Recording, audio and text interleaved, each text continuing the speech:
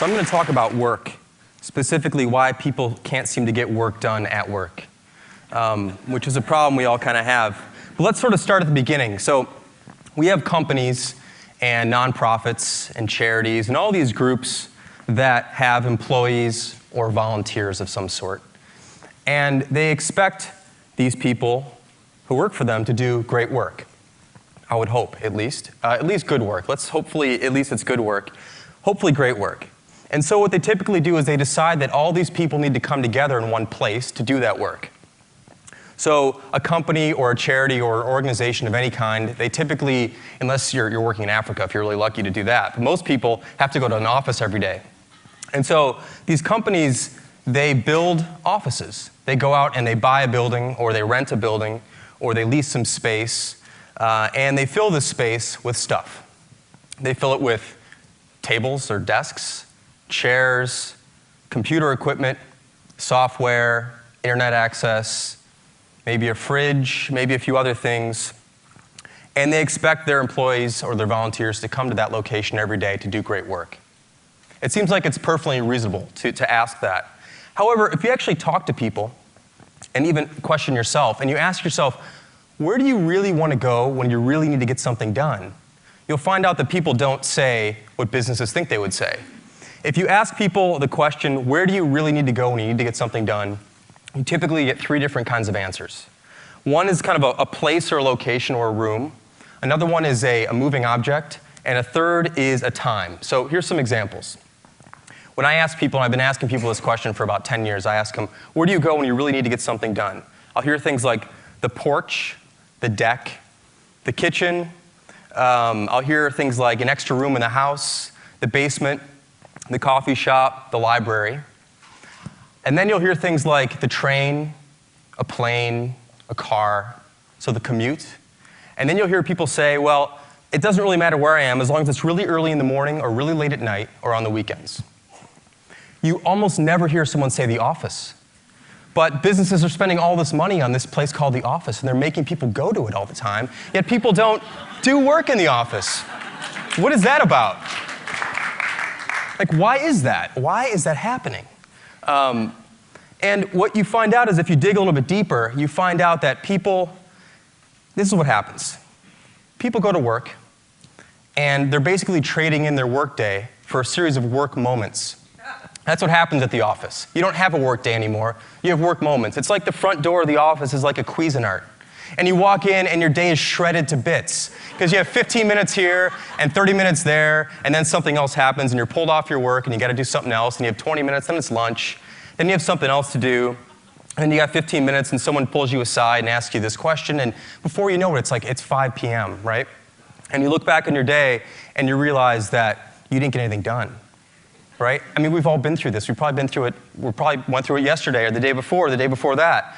You look back on your day, and you're like, I got nothing done today. I was at work, I sat at my desk, I used my expensive computer, I used the software they told me to use, I went to these meetings I was asked to go to, I did these conference calls, I did all this stuff, but I didn't actually do anything. I just did tasks. I didn't actually get meaningful work done. And what you find is that, especially with creative people, designers, programmers, writers, engineers, thinkers, that people really need long stretches of uninterrupted time to get something done.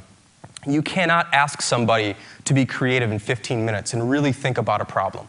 You might have a quick idea, but to be in deep thought about a problem and really consider a problem carefully, you need long stretches of uninterrupted time. And even though the workday is typically 8 hours, how many people here have ever had 8 hours to themselves at the office? How about 7 hours? 6? 5? 4? When's the last time you had 3 hours to yourself at the office? 2 hours? 1 maybe? Very, very few people actually have long stretches of uninterrupted time at an office. And this is why people choose to do work at home, or they might go to the office, but they might go to the office really early in the day, or late at night when no one's around, or they stick around after everyone's left, or they go in on the weekends, or they get work done on the plane, or they get work done in the car or in the train because there are no distractions. Now, there are different kinds of distractions, but there aren't the really bad kind of distractions, which I'll talk about in just a minute.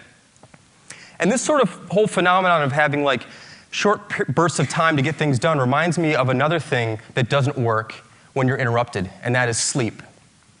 I think that sleep and work are very closely related. And it's not just that you can work while you're sleeping and you can sleep while you're working. That's not really what I mean. I'm talking specifically about the fact that sleep and work are phase-based or stage-based events. So sleep is about sleep phases or stages. Some people call them different things. There's 5 of them. And in order to get to the really deep ones, the really meaningful ones, you have to go through the early ones. And if you're interrupted while you're going through the early ones, so if someone bumps you in bed or there's a sound or whatever happens, you don't just pick up where you left off. If you're interrupted and woken up, you have to start again. So you have to go back a few phases and start again. And what ends up happening, sometimes you might have days like this where you wake up at 8 in the morning or 7 in the morning or whenever you get up and you're like, man, I didn't really sleep very well. I did the sleep thing, I went to bed, I laid down, but I didn't really sleep. Because sleep is not, people say you go to sleep, but you really don't go to sleep. You go towards sleep. It just takes a while. You got to go through these phases and stuff. And if you're interrupted, you don't sleep well.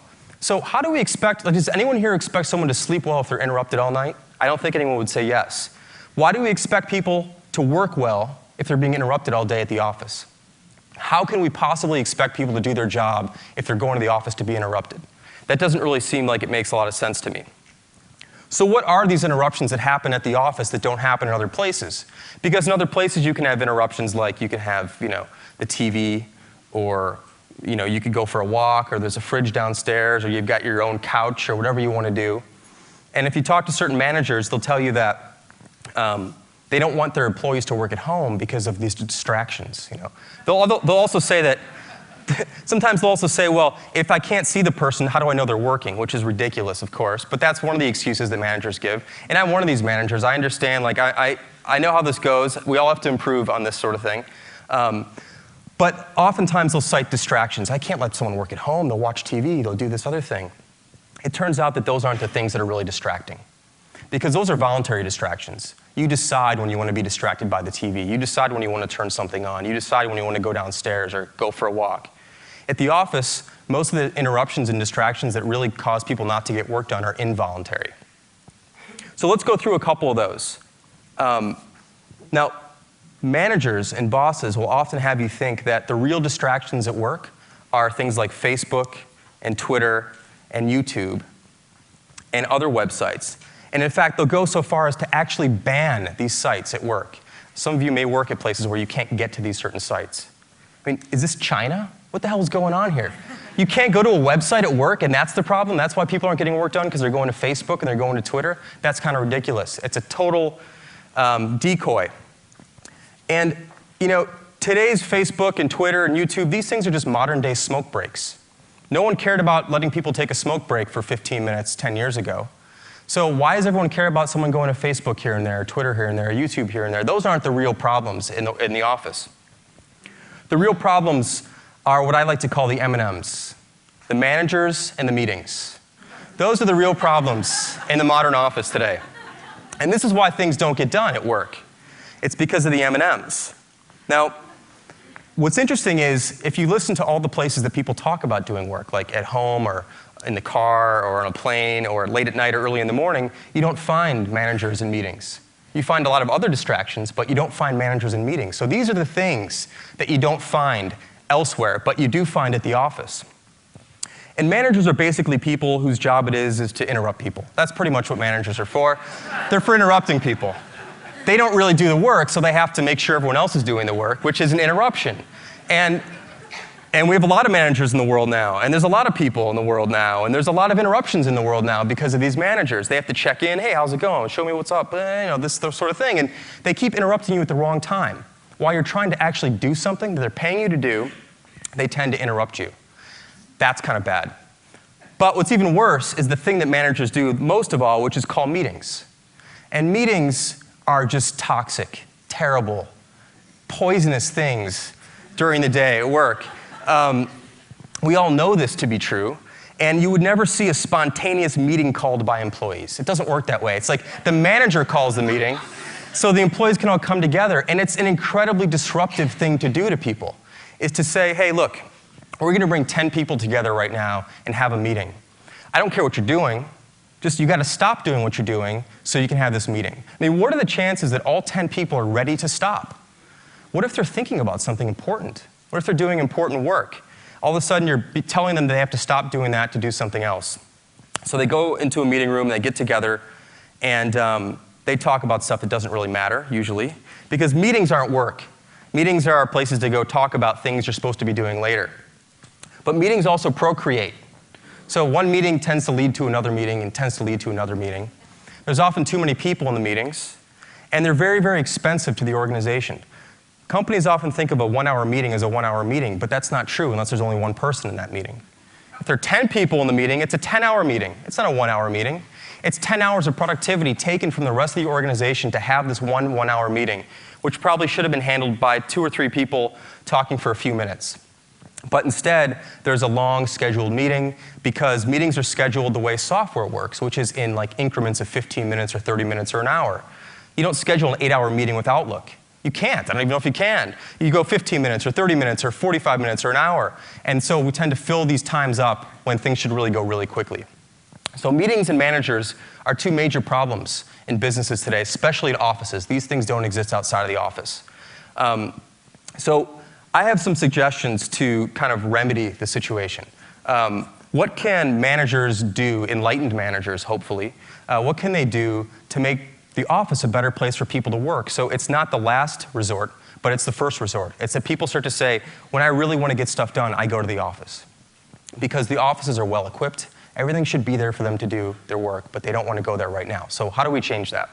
I have 3 suggestions I'll share with you guys. I have about 3 minutes, so that'll fit perfectly. We've all heard of the casual Friday thing. I don't know if people still do that, but how about no talk Thursdays? How about pick just one Thursday once a month and cut that day in half and just say the afternoon. I'll make it really easy for you. So just the afternoon, one Thursday, the first Thursday of the month, just the afternoon. Nobody in the office can talk to each other. Just silence. That's it. And what you'll find is that a tremendous amount of work actually gets done when no one talks to each other. This is when people actually get stuff done, is when no one's bothering them and no one's interrupting them. And you can give someone, giving someone 4 hours of uninterrupted time is the best gift you can give anybody at work.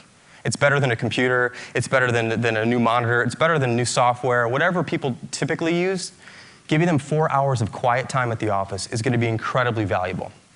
And if you try that, I think you'll find that you agree. And maybe, hopefully, you can do it more often. So maybe it's every other week or every week, once a week. Afternoons, no one can talk to each other. That's something that you'll find will really, really work. Another thing you can try is switching from active communication and collaboration, which is like face-to-face stuff, tapping people on the shoulder, saying hi to them, having meetings, and replace that with more passive models of communication, using things like email and instant messaging or collaboration products, things like that. Now, some people might say email is really distracting, and IM is really distracting, and these other things are really distracting, but they're distracting at a time of your own choice and your own choosing. You can quit the email app. You can't quit your boss. You can quit IM. You can't hide your manager, right? You can put these things away, and then you can be interrupted on your own schedule, at your own time, when you're available, when you're ready to go again, because work, like sleep, happens in phases. So you're going to be kind of going up and doing some work, and then you're going to come down from that work, and then maybe it's time to check that email, check that IM.